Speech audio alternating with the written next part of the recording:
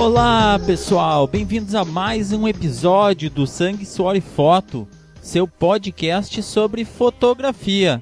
Eu, Neno, falando aqui de Miami. Hoje vou falar sobre cartões de memória. Eu vou falar sobre os diferentes tipos, diferentes velocidades, o que é importante na hora de comprar um cartão, como obter o máximo da vida útil dele. Vou falar sobre vírus em cartões de memória. Isso mesmo, nós podemos pegar vírus nos cartões. E vou dar uma porção de dicas bacanas para vocês. Inclusive, como recuperar cartões corrompidos. Geralmente, quando compramos os cartões, nós só prestamos atenção na capacidade deles. E ignoramos muitos outros fatores que são tão importantes quanto. E fatores que são diretamente proporcionais ao desempenho dos mesmos. Então, fiquem comigo, escutem esse episódio, eu acho que vai ser bem legal, vocês vão gostar bastante, tem bastante informação interessante. Dito tudo isso, vamos ao que interessa.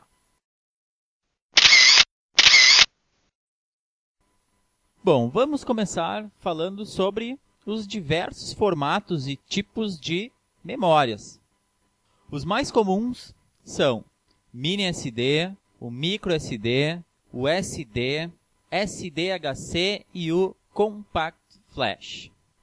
O mini SD e o micro SD são duas variações do SD e que, como os próprios nomes indicam, são versões menores do SD. Eles são mais utilizados em celulares, meu aparelho de GPS, por exemplo, eu uso um mini SD. Por quê?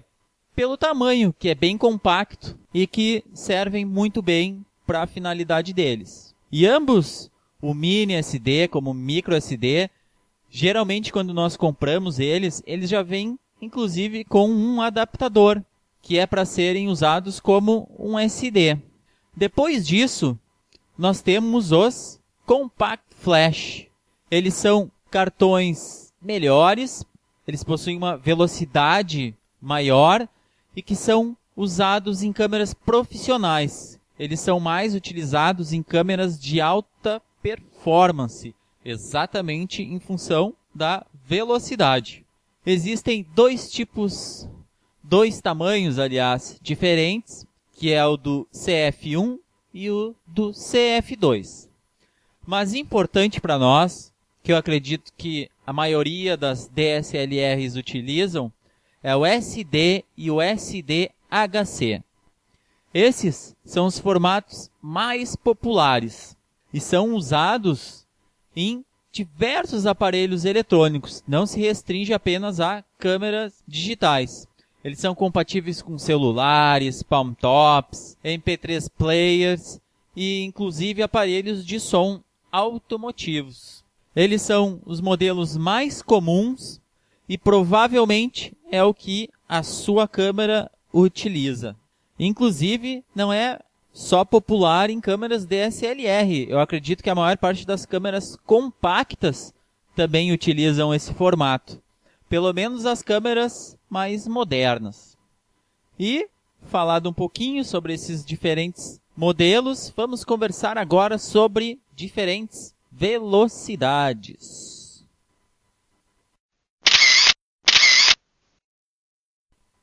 Na hora que a gente for comprar a memória, é de suma importância que nós escolhemos a velocidade correta. Na maior parte das vezes, nós prestamos muita atenção na capacidade de armazenamento da memória e nós não pensamos na velocidade. E a velocidade ela pode afetar diretamente o desempenho da memória. Escolhendo velocidades altas, nós vamos garantir não só uma boa velocidade na hora da transmissão das nossas imagens para o computador, mas nós vamos garantir uma melhor performance na hora de fazer as fotos, na hora do clique. Com velocidades mais altas, nós não vamos precisar esperar tanto tempo no intervalo de um clique para o outro. Na hora de fazer a fotografia, nós apertamos o dedo, damos o clique, a imagem ela vai ficar em uma memória buffer da câmera e depois vai ser escrita no cartão de memória. Dependendo da velocidade do cartão de memória, nós vamos sobrecarregar a memória de buffer da câmera. O que acontece? Imagina que tu trabalha com fotografia de esportes, por exemplo, que tu usa o modo burst da câmera, que tu fica tipo uma metralhadora, assim, batendo várias fotos no mesmo segundo. Se tu tem uma velocidade que não é compatível, se tu tem uma velocidade de cartão que não é compatível com essa velocidade que tu quer fazer as fotos, tu vai sobrecarregar a memória buffer e a câmera vai travar, ela não vai conseguir fazer mais fotos. Tu vai ter que esperar a memória buffer descarregar, tu vai ter que esperar ela gravar no cartão para aí sim poder ir lá e continuar fazendo as tuas fotos. Então, quanto mais veloz o cartão, mais rápido vai se esvaziar o buffer e mais rápido nós vamos poder continuar fotografando. E a velocidade, ela pode vir impressa de duas formas. Uma é com um sinalzinho de vezes ou em classes. Com relação ao vezes, por exemplo, 4 vezes, 25 vezes, 80 vezes, 120 vezes e por aí vai. Esse sinal de vezes, óbvio, que significa multiplicação, na verdade é o número de vezes que nós estamos multiplicando a velocidade com relação à velocidade do CD-ROM, que é a unidade padrão e que é 150 KB. Em outras palavras, se o cartão está impresso ali 4 vezes, significa que é 150 vezes 4, 600. Ele é uma velocidade de 600 KB. Se está impresso 10 vezes, 1.500 KB. É 10 vezes os 150 KB, que é a unidade padrão do CD-ROM. Com relação às classes, que poucas pessoas entendem, elas também determinam a velocidade do cartão. Quanto maior for a classe, maior vai ser a velocidade de transferência dos arquivos. Normalmente, são 4 classes: 2, 4, 6 e 10. E essas classes, elas estão diretamente relacionadas com o uso que nós vamos fazer do cartão. Normalmente, os próprios fabricantes eles nos indicam qual o tipo de classe do cartão é indicado para cada finalidade. Se tu for fazer um vídeo, tu vai precisar de uma classe diferente de que se tu for fazer uma fotografia. Se tu for fazer um vídeo em HD, tu vai precisar de uma classe diferente se tu for fazer um vídeo em Full HD, por exemplo. Eu montei uma tabelinha e deixei aqui no blog para vocês poderem dar uma olhada, que são alguns valores gerais que nós podemos ter como base. 2, uma classe 2, por exemplo, tá? Seria usado para celulares e câmeras de pequeno formato, filmadorazinhas comuns. Hoje em dia, eu acredito que nem tenha mais cartões classe 2 para vender. A maior parte deles é classe 4, que é velocidade de 4 megas por segundo. E que são cartões já com uma velocidade aceitável. Tem como se fazer vídeo e dá para se usar na maior parte das câmeras, tá? Mas eu acredito que quando a gente começa a entrar na classe 6, é que realmente nós conseguimos velocidades melhores. Classe 6, que ela vai ter uma taxa de leitura e de gravação mínima de 6 megas por segundo e que nós podemos usar nas nossas câmeras com até ou mais 12 megapixels. Nós podemos fazer vídeo Full HD e HD. E a classe 10, que são usadas em câmeras profissionais, nós podemos fazer vídeos em HD, Full HD e filmagens em câmera lenta. Então, se puderem escolher, sempre vão de classe 10, que é a mais veloz. Se não, classe 6. E, em último caso, pegar uma classe 4. Classe 2, então, eu nem vou falar. Vai de classe 4 para cima. Ok?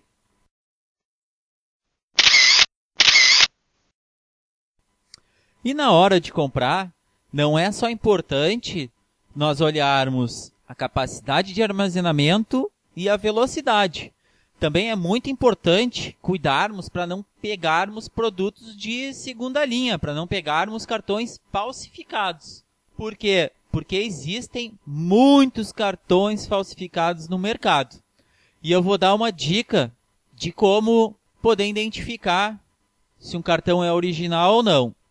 O principal fator, os cartões originais, eles costumam vir lacrados em uma embalagem.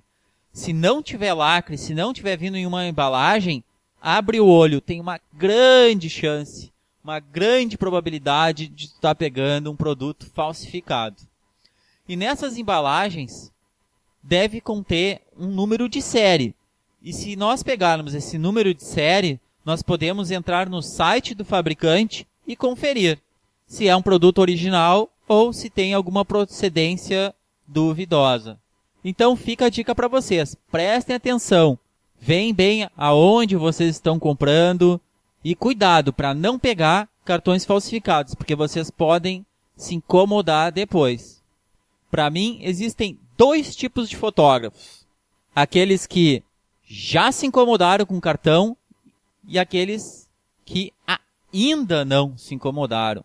E uma boa forma de evitar problemas é cuidar para não pegar um produto de uma procedência duvidosa.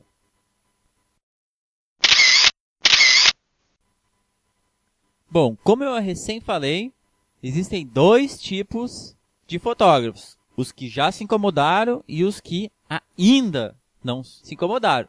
Mas que, invariavelmente, um dia ou outro, vão ter algum problema com o cartão. E isso não se deve tanto a defeitos físicos do cartão. A maior parte dos problemas com cartões se devem a conflitos na troca de informação entre eles e o computador ou entre eles e a câmera. Sendo assim, na maior parte das vezes, nós conseguimos recuperá-los. Os cartões hoje em dia, eles são muito bem construídos e muito resistentes. É muito difícil nós termos algum problema, algum defeito físico. Esses dias mesmo, estava lendo uma reportagem de um cara que deixou cair. Aliás, não foi nem um cara que deixou cair, foi um cara que achou uma câmera fotográfica no fundo do mar. Não dava mais nem para identificar a câmera, de tão corroída. Mas conseguiram identificar o proprietário da câmera. Como? Identificando as fotos. A câmera já era, mas o cartão continuava íntegro. O cartão continuou funcionando depois de tanto tempo no fundo do mar. Isso é para termos uma ideia de quão bem construídos eles são. Basta termos um cuidado, termos bom senso na hora de manusear eles, que nós vamos ter um cartão para sempre. Enfim, onde eu quero chegar com tudo isso? Eu quero falar que se nós tivermos algum problema com o cartão, provavelmente se deve porque os dados foram gravados de forma inadequada ou porque o computador não está conseguindo ler as informações escritas nele. E para isso, existem diversos softwares que nos ajudam a recuperar esses dados, inclusive alguns que são de graça. Um bom exemplo de um software é o PhotoHack, que provavelmente seja de foto recuperação, e que nas próprias palavras deles, eles descrevem assim: é um aplicativo desenvolvido para tentar recuperar fotos, vídeos ou qualquer outro tipo de documento que tenha sido apagado acidentalmente. Totalmente gratuito e de código aberto, seus arquivos ainda podem ter um último suspiro antes de serem considerados apagados definitivamente. Ele pode recuperar arquivos de discos, FAT, NTFS, X não sei o que, XT3, aí ele dá uma série de arquivos e continua. Além de reconhecer mais de 180 extensões diferentes, como PDF, HTML, JPEG, ZIP, blá blá blá e blá blá blá. E arquivos do Office. Além de todos esses formatos, PhotoHack obtém bom desempenho com uma série com uma série de dispositivos móveis. Entre eles estão HDs, CD-ROMs, pendrives e câmeras fotográficas digitais. Uma vez eu já tive problema, mas que não teve nada a ver com cartão de memória, não teve nada a ver com o meu HD, teve a ver com a minha própria burrice, que eu acabei formatando o meu HD externo. Eu formatei quase 1 tera de informações. Eu usei um software desse e, graças a Deus, consegui recuperar toda a informação que eu tinha formatado.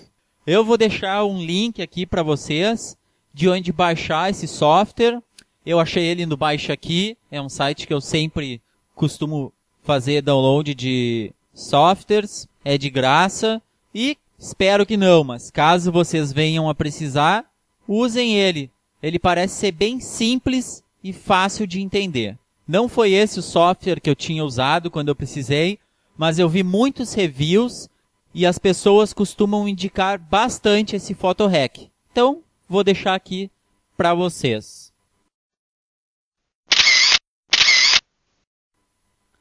E agora eu vou falar sobre vírus em cartões de memória. E aí tu vai perguntar, como assim vírus? Isso mesmo. As câmeras digitais, assim como qualquer outro eletrônico da era da informática, como câmeras digitais, até mesmo os últimos modelos de videogame, estão sujeitos a esse mal, estão sujeitos a pegar vírus. Portanto, se a tua câmera ela começar a agir de uma forma maluca, agir de alguma forma estranha, não esteja se comportando como deveria, não esteja funcionando corretamente, há uma boa chance de tu estar com um vírus. E qual é a cura? É fácil. É só nós formatarmos o cartão de memória, assim como nós faríamos com nosso computador. Basta formatar o HD, basta formatar o cartão de memória, que tudo estará resolvido. Que tudo irá voltar ao normal. Mas muito importante, se tu descobrir algum vírus na tua memória, nos teus cartões de memória, não esqueça de passar um bom antivírus no teu computador, porque do contrário, o problema vai continuar. O problema irá voltar. E agora vamos conversar um pouco sobre vida útil dos cartões.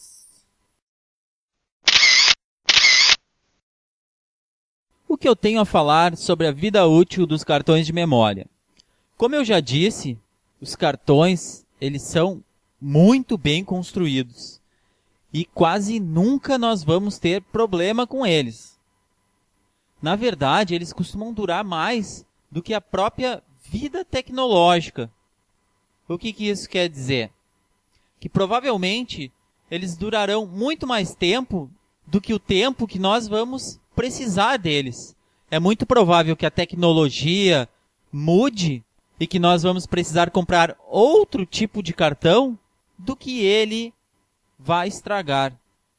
É muito provável que nós troquemos a nossa câmera e que vai exigir um outro tipo de memória ainda a ser inventada do que esse cartão que nós temos hoje estrague. Normalmente eles se tornam obsoletos, incompatíveis com os modelos novos de câmeras antes de quebrarem ou pararem de funcionar. É como comprar roupa para um recém-nascido. Eles crescem tão rápido que não dá nem tempo da roupa estragar.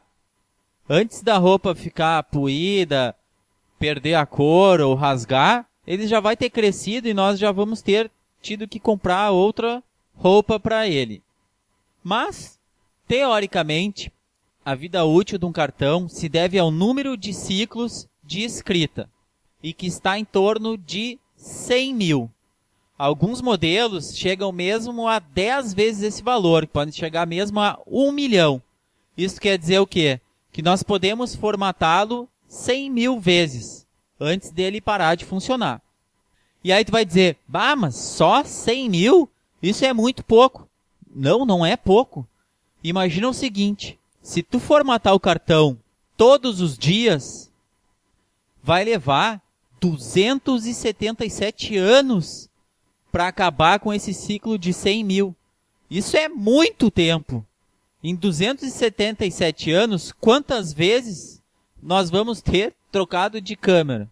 Provavelmente daqui a 277 anos, nós nem vamos ter câmeras fotográficas mais. Provavelmente nós vamos estar trabalhando com holografia, ou sabe-se Deus o que vão inventar nesse período. Enfim, as principais fontes de problemas de um cartão são por mau uso, por usarmos de forma descuidada ou não, guardando de forma adequada. E agora eu vou dar algumas dicas muito importantes para aumentarmos a vida útil deles. Então, uma lista com dicas muito importantes para todos evitarmos qualquer problema e para aumentar a vida útil dos nossos cartões. Primeiro, não formatar cartão no computador. Sempre que for formatar o cartão de memória, use a sua câmera. Dica número 2. Se você for formatar no computador, use o software que veio com a sua câmera. Dica número 3. Evite deletar fotos do cartão, pois isso irá fragmentá-lo. Procure sempre formatá-lo. Então, evite ficar deletando uma foto e outra. Espera até completar ele e formata tudo de uma vez só. Certo? Dica número 4. Nunca delete as fotos do cartão sem antes fazer todos os backups possíveis. Deixe o máximo de tempo as imagens no cartão. Formate apenas quando não tiver mais espaço. Assim o cartão servirá como um backup a mais. Isso é o que eu faço sempre. Eu nunca formato o cartão a menos que seja necessário. Por quê? Porque se der algum problema com as fotos no meu computador ou no meu HD externo, nos meus backups, pelo menos eu tenho a chance de ainda ter aquelas imagens no cartão de memória. Então eu nunca formato a menos que tenha completado ele e realmente esteja precisando de um cartão vazio. Dica número 5. Ao colocar o cartão no computador ou no leitor de cartões, sempre o faça com o computador ligado e o sistema operacional completamente carregado. Em outras palavras, não coloque, no meu caso, por exemplo, que eu já tenho entrada direta no notebook, não coloco o cartão para depois ligar o notebook e esperar o sistema operacional carregar. Eu deixo tudo carregado, tudo pronto, para depois sim, colocar o cartão para depois fazer a leitura dele e o sistema operacional reconhecer.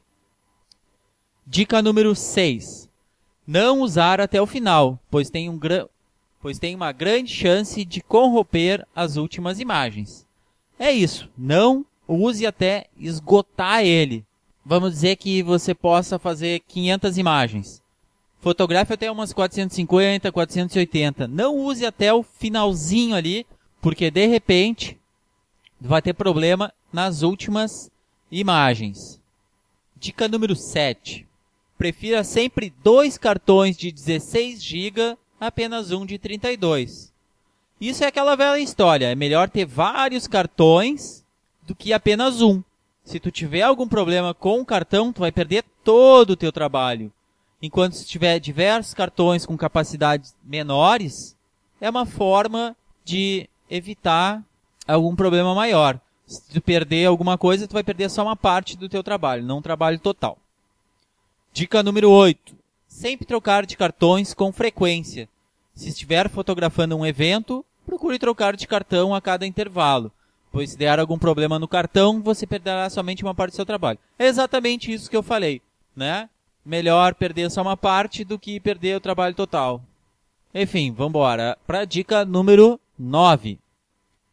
Cuidado para não tirar o cartão enquanto a câmera ainda estiver processando algum arquivo. Quer dizer, sempre na hora de tirar o cartão ali da câmera, cuidar para ter desligado ela. Muitas vezes a câmera ainda está processando a imagem e neguinho vai lá e tira o cartão. tem uma boa chance de estragar o teu cartão dessa forma. Dica número 10. Use um leitor de cartão para transferir os arquivos, pois se acabar a bateria da sua câmera no meio do processo, você poderá corromper alguns arquivos. Bom, sempre que possível, não descarreguem as imagens conectando a sua câmera. Porque, como eu acabei de falar, se acabar a bateria, se acontecer alguma coisa com a câmera na hora da transferência de dados, de repente vai danificar algum arquivo. Dica número 11. Se você molhar seu cartão por acidente, não tem problema, nem tudo está perdido. Há uma grande chance de continuar funcionando. Apenas se certifique de tê-lo seco completamente antes de usá-lo. Não foi uma vez, nem duas, nem cinco que eu escutei pessoas que molharam o cartão, que colocaram na máquina de lavar, esqueceram no bolso da calça e foi para a máquina de lavar, e o cartão continua funcionando depois. Quer dizer, eu acho muito pouco provável que o fato de ter molhado ele vai danificar. Mas é muito importante esperar que ele seque completamente antes de usá-lo, porque senão pode acontecer algum curto e aí sim, danificar permanentemente ele. Então, dica número 12. Sempre preste muita atenção à velocidade do cartão. Como eu já disse bastante, não é só importante a capacidade de armazenamento. A velocidade dele também é muito importante para o desempenho. Dica número 13. Não é aconselhável usar os cartões como pendrive. Não utilize para carregar arquivos que não foram gerados pela sua câmera. Muitas vezes, não sei se você já testou e você já descobriu, mas tem como colocar arquivos que não seja de imagem no cartão. É possível usá-los como se fosse um pendrive, mas não é aconselhável. Não faça isso porque tu pode danificar o cartão. Então vamos para a última dica, que é a dica número 14. Não exponha seus cartões a campos magnéticos, a umidade ou calor excessivo. Bom, isso é óbvio, né? Não preciso nem falar. Não vão deixar o cartão de memória lá no para-brisa do teu carro torrando no sol, porque com certeza tu vai ter problema, capaz até de derreter o cartão. E eu acredito que é isso. São 14 dicas bem importantes que basicamente englobam tudo relacionado ao teu cartão. Se você tiver mais alguma dica, queira compartilhar, entre lá no grupo, escreva lá no grupo do Sangue, Suor e Foto no Facebook, escreva para mim e compartilhe.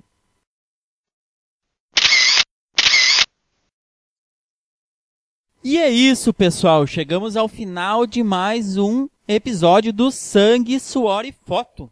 Hoje falando sobre memória, sobre cartões de memória. Espero que vocês tenham gostado. Espero que tenha sido informativo o episódio. E agora eu tenho uma surpresinha para vocês. Chamei um convidado especial para a leitura dos e-mails de hoje. Aliás, não chamei, estou chamando. Deixa eu chamar ele aqui no Skype.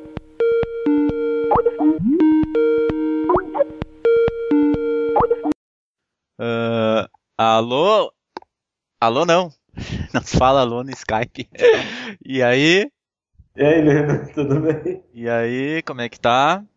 Tô bem, e você, cara? Eu tô tranquilo, coisas novas aí em São Paulo. Não, nenhuma, cara. Tudo velho, tudo velho. Pois é, então estamos aqui com o Rafael, nosso bom e velho amigo Rafael, para a leitura dos e-mails. Rafael, tu quer ler o e-mail? Ou leio eu? Eu sou convidado, né? Então, por favor, faça as honras. Mas é um jagunço, preguiça. Bom, vamos lá.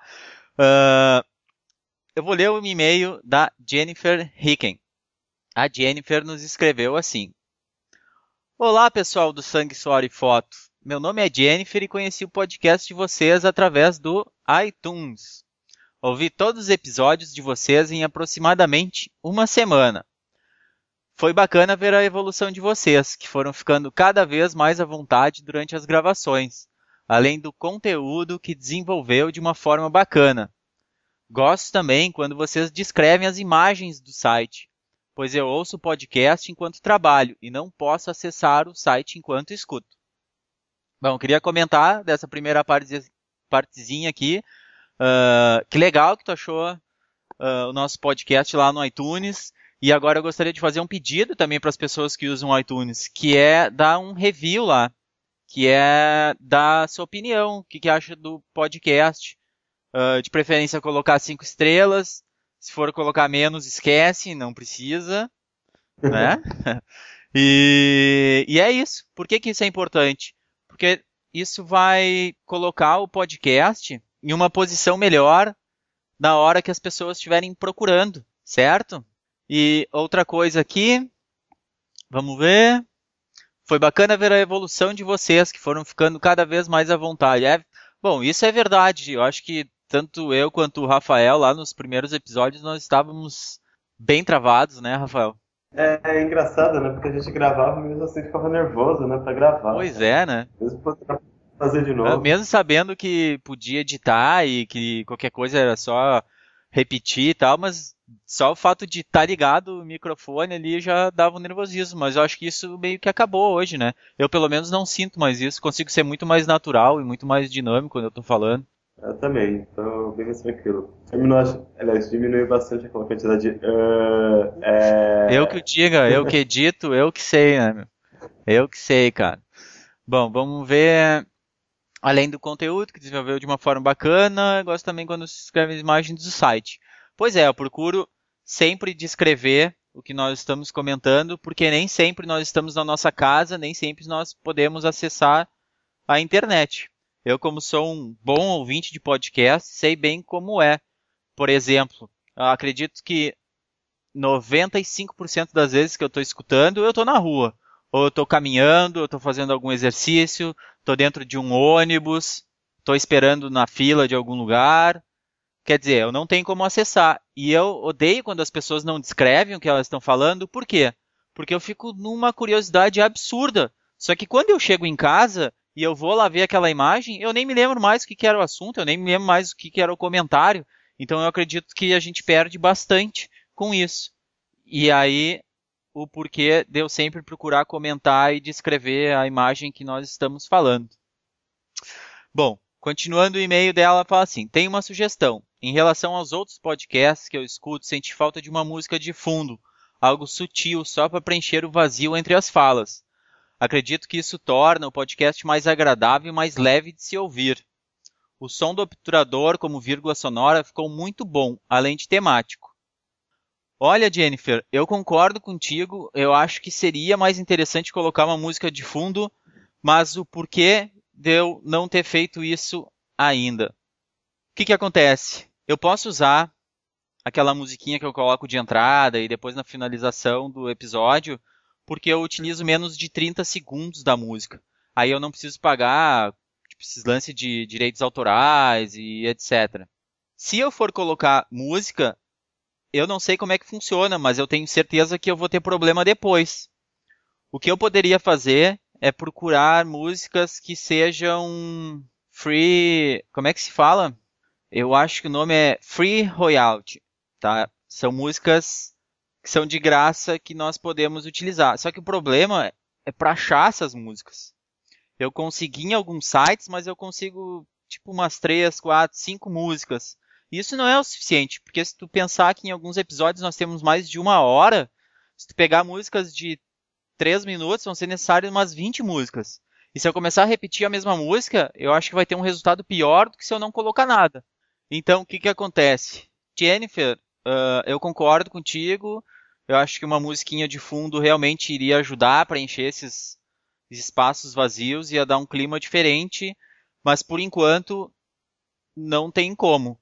Mas a ideia está anotada e com certeza em um futuro próximo, assim que eu conseguir um acervo de músicas que eu possa utilizar, inclusive se tu souber de algum site que eu consiga, mas tem que ser algum gênero tipo um jazz, um blues, alguma coisa assim, me passa, que eu vou colocar com todo prazer.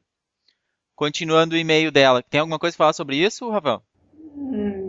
Então, eu também tinha pensado nessa questão de música, né? Mas de fato tem além desse problema de direitos autorais, né? A repetição, né? Porque os episódios são longos, né? Mas é de fato, uma boa pedida de procurar alguma coisa que seja livre, né? E assim, estava pensando enquanto estava respondendo, mesmo músicas clássicas assim, elas têm um problema de direito autoral da banda, né? Então, de fato é uma busca meio difícil, né? Tentar achar alguma coisa que satisfaça. Pois é, então, seguindo o e-mail, ela fala assim, agora os meus comentários. Como assisti todos em uma semana, fiz um resumo de tudo. Então vamos lá. O episódio 567, modo manual, fotometria e zone system. Defendo o uso do modo AV, pois nas câmeras Canon eu julgo que este modo é uma versão mais dinâmica do modo manual. Porém, concordo com o Rafael quando fala sobre o uso do modo manual em fotos panorâmicas, ou então no caso do Zone System, onde se faz necessário o cálculo de diferença de fotometria, mas ainda assim, comparado dentro do meu padrão de uso, o modo AV se mostra útil, prático e rápido. Eu concordo contigo também, Jennifer, eu uso muito os modos de prioridade, porque é uma coisa que eu e o Rafael costumamos conversar, inclusive. Se tu vai deixar em uma abertura fixa, por exemplo, tá? Vamos dizer 3.5, só vai ficar mudando a velocidade para balancear a fotometria. Não faz o menor sentido tu ficar ali com o teu dedo, sabe, perigando ainda estragar o dial da câmera. Deixa que a câmera faz isso automático para ti. Enfim, eu uso bastante esses modos também e não tenho nada contra. Então, e eu fiquei lendo, né, sobre isso, e é o seguinte, tem uma outra questão que os modos de prioridade às vezes não atrapalham, né, a palavra não é essa, mas que eles não correspondem ao que a gente quer, né? E sobre o Zone System tem uma coisa muito interessante, que é o seguinte, boa parte, né, da fotometria ela pode ser mantida, né? Quero dizer o seguinte, imagina que você, em lugares que você está num lugar em que a luz é constante, né? Às vezes durante o dia, em uma cena externa, mesmo com sol ou mesmo nublado, ou fotografando na rua durante a noite, ou em algum ambiente interno em que a luz seja constante, em que não haja grandes variações de iluminação. Você pode ajustar a fotometria se tiver um cartão daquele cinza 18%, mas mesmo assim, na grama, ou colocando o zero, ou numa superfície branca, colocando o +1, e a partir disso você vai ter uma fotometria que vai servir para praticamente todas as cenas que você vai fazer nesse ambiente uniformemente iluminado. E uma coisa que já deve ter acontecido contigo, e acontece acho que com todo mundo, de colocar no modo de abertura, e já aconteceu muitas vezes comigo, e principalmente cenas noturnas, né? Aí você vai fotografar e passa um carro com um farol aceso alto, e o fotômetro faz uma leitura diferente, e a foto sai estourada ou sai muito mais escura, né? E mesmo assim, colocando o fotômetro no pontual, né, os modos de prioridade, por exemplo, são complicados, porque fica variando o tempo todo. E quase nunca dá para acertar direitinho. E o que acontece, né? Você faz a foto, depois vê se saiu boa, e se não saiu, você faz de novo, né? Aí cai por terra esse dinamismo, né? De fato, o AV é muito bom e eu uso em boa parte do tempo, né? Mas o manual, ele tem algumas vantagens assim, que é do controle do fotógrafo, né, em relação à própria fotografia, né, ao resultado, né? Então, tem de fato algumas situações, não só o panorâmico, mas muitas outras em que o manual ele pode ser muito dinâmico e pode ser muito mais útil. É verdade. Concordo contigo também. Hoje eu tô facinho, né, meu? Tô concordando com tudo. Tô bem conivente com tudo. É o clima de Miami. Vamos, vamos seguir aqui então. Episódio 8. Dicas para viajar. So- Sobre. Ai, cara, tá, deixa aqui. Sobre fotos em viagens, eu fotografo pelas lembranças, mas tento fazer isso com um pouco mais de qualidade. Porém, confesso que às vezes me dedico para tirar umas fotos de qualidade e acabo esquecendo de registrar momentos mais descontraídos da viagem e me arrependo quando volto de viagem. Pensando melhor, concordo com o Neno. Quando disse que viagens não têm a mesma graça. Se eu não puder fotografar, falta só inserir em minhas viagens um tempo maior de observação, como vocês disseram. As dicas de acessório foram fantásticas. Eu acho que eu pulei algumas vírgulas ali, mas deu para entender, né? O que eu estava lendo. Sim. Vamos ver aqui. Bom, primeiro, alça strap para 2 câmeras é uma ótima ideia. Já havia ouvido falar, mas quero conferir o link que você indicou, pois gosto de fotografar com câmera digital e analógica, SLR. E vai ser muito prático usar o strap com as 2 câmeras. Senti vergonha por não ter uma lens pen no meu kit básico. O espelho convexo, idem. Vou corrigir essas falhas. Eles serão adquiridos em breve. Risadas. Mini tripé, eu gosto muito dos modelos articulados, GorillaPod. É muito prático poder prender em diversos lugares, bancos, postes, grades, etc. Por ser completamente articulado, eu complemento com um nível de bolha para ajustar. É verdade, todas essas dicas aqui eu acredito que são fantásticas, tanto o strap quanto o lens pen, o espelho convexo para fazer os autorretratos e os mini tripés. Inclusive tu comprou, né, Rafael? Tu não tinha e já por minha sugestão que nós conversamos naquele episódio, tu acabou comprando e chegou esses dias para ti, né? O que tu achou? O lens pen é realmente fantástico, assim, deixa a lente completamente limpa e impressionante, assim, eu realmente fiquei muito surpreso, não achei que fosse tão fácil Não. usar. Inclusive eu fui pesquisar um pouco melhor. Tu sabe por que ele funciona muito melhor para limpar?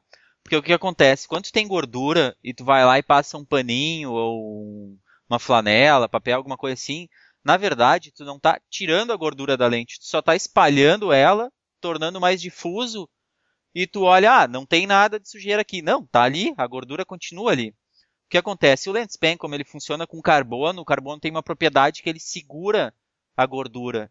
Em outras palavras, ele está retirando aquela gordura da tua lente. Não está só enganando, entendeu? Por isso que funciona tão bem. E é muito barato, né? Inclusive, tu comprou no site que nós comentamos, certo? Isso mesmo, demorou um pouquinho para chegar, né, uns 40 dias, mas chegou tranquilo. E assim, né, nesse site eu já comprei outras coisas, e você compra e esquece. Né? E chega um dia que de repente tem uma surpresa para você, né? Chegou um produto, você nem Surpresa boa. E o strap? Tu comprou um strap pra ti também, não comprou? comprei, e assim, e mais um parasol também. E eu fiquei bastante surpreso, assim, positivamente com a qualidade dos produtos, Ah, viu? são bons? Pensei que ia ficar uma coisa bem vagabundinha, porque é chinês e tal, não. Não. Muito bom, É. gostei. E com relação ao tripé que tu falou, tu usa o GorillaPod. Eu só não gosto muito do GorillaPod. Eu acredito que ele funciona melhor do que esse outro tripé que eu coloquei lá como exemplo, tá? Que é o tripé que eu uso. Eu só tenho uma observação.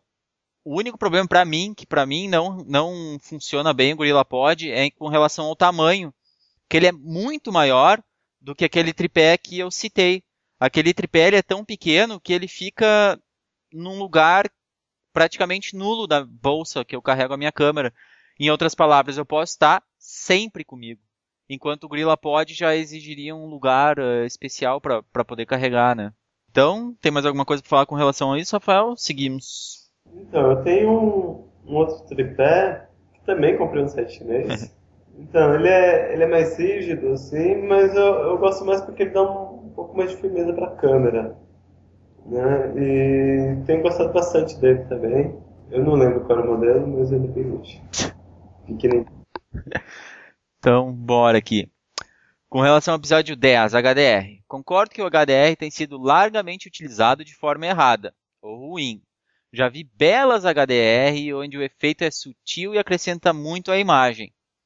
Particularmente, não costumo usar HDRs, mas admiro muitas imagens bem feitas, como as dos exemplos. Muito obrigado Jennifer, pela parte que me compete, e é isso aí mesmo. Eu acredito que HDR, aquelas HDRs que nós não gostamos, geralmente são HDRs que foram mal trabalhadas. Porque uma HDR, ela não deve ser vista como uma HDR, ela tem que ser vista como uma imagem normal. Nós não devemos conseguir identificar que é uma HDR. Perfeito? Quer falar alguma coisa, Rafael? Eu concordo com ela, sim, e inclusive eu tenho uma HDR que eu publiquei, né, teve um concurso da Folha de São Paulo alguns anos atrás para colocar algumas fotos no calendário, e assim, é muito legal que a maioria não percebe que é um HDR mesmo. Foi muito bom porque eu fiz uma fotografia do edifício e acontece que as luzes estouram um pouco, né? Você não consegue, a câmera, aliás, não consegue discernir bem o que é janela, o que é fachada, tal. A fachada ficava subexposta e o interior ficava superexposto. E aí eu fiz um HDR, pouquíssimas pessoas percebem, assim. É bastante gratificante quando isso acontece. Não, é maravilhoso. Esse é o intuito da HDR, né? Parecer natural aos nossos olhos. Exato, e assim, e o que é legal, né? Eu fico imaginando o quanto Ansel Adams gostaria de usar HDR, né? Porque aumenta pra caramba, né? O range tonal. Imagina, poderia fazer Latitude. muito mais. Exato, uma latitude imensa, né? Às vezes até com 7 fotos as pessoas fazem. E fica muito bom, assim, né? Tem que de fato trabalhar bem. E assim, eu sugiro que você tente um pouco também. No começo parece difícil, né? Mas existem uns programinhas que são simples, tal, que dá para usar e que tem vários presets, né? Que são de acordo com o gosto pessoal, assim. Acho que você vai gostar de fazer. Eu vi umas fotos do seu Flickr, bastante de arquitetura. Por favor, não coloque engenharia, coloque arquitetura na palavra. E assim, acho que você vai gostar bastante de HDR. Então, bora. Episódio 11 e 12, produzindo vídeos com DSLR. Não costumo fazer vídeos com a minha DSLR, mas gostei muito do episódio. Convidar um participante foi uma ideia muito legal também. Ficou bem bacana.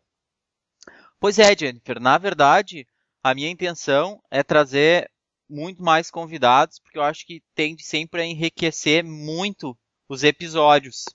Inclusive, vocês ouvintes, se vocês conhecerem alguém que acham que será interessante trazer para o podcast, que será interessante fazer uma entrevista, falar sobre alguma coisa, vamos dizer um exemplo. O cara trabalha na autorizada da Nikon, ou trabalha na autorizada da Canon, o cara trabalha com assistência técnica. Pô, pergunte para ele se ele não quer participar de um podcast falando sobre isso. Acho que todo mundo vai se beneficiar. Ou conheça alguém que o cara é especialista em fazer, eu não sei, vamos dar um exemplo aqui, panorâmica de 360 graus.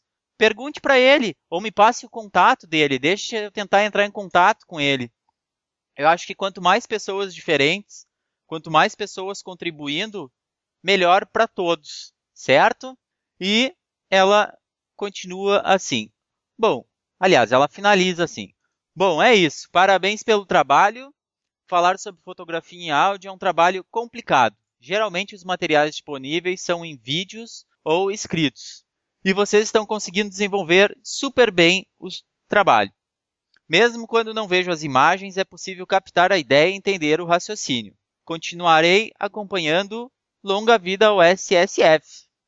Jennifer, muito, muito, muito obrigado pelo feedback.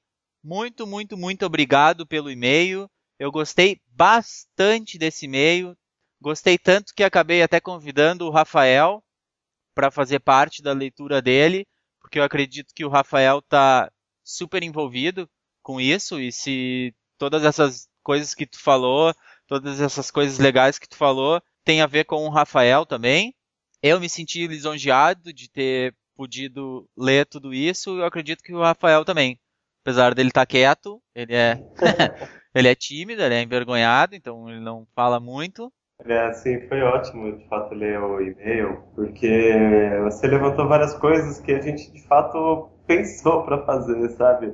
É uma coisa, assim, uma satisfação muito grande quando você se vê reconhecido, né? É verdade.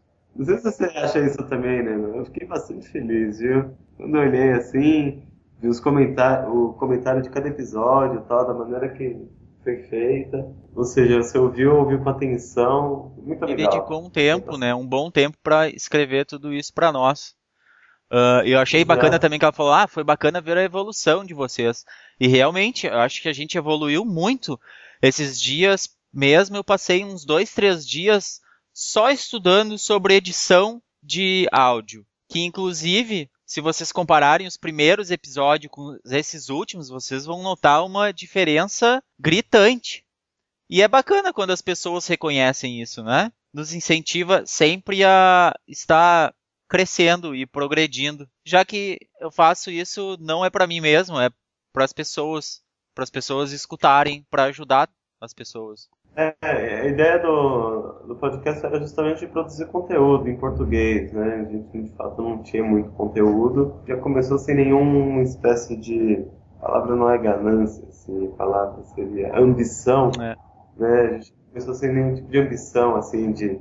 vamos ver se de repente a gente consegue um patrocínio, um banho e tal. É mais de troca, mesmo porque... Estava falando até no piloto, você que diz, né, que uma das maneiras assim de se aprender mais é justamente compartilhando, né, e tentando ensinar, né, entre aspas, o que a gente sabe, né.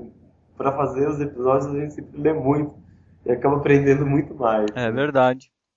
Pois é, então é isso. E que sirva a Jennifer de exemplo a todos. Escrevam, não fiquem com... Tu acredita que teve uma ouvinte que falou assim, ó, que ela não tinha escrito antes?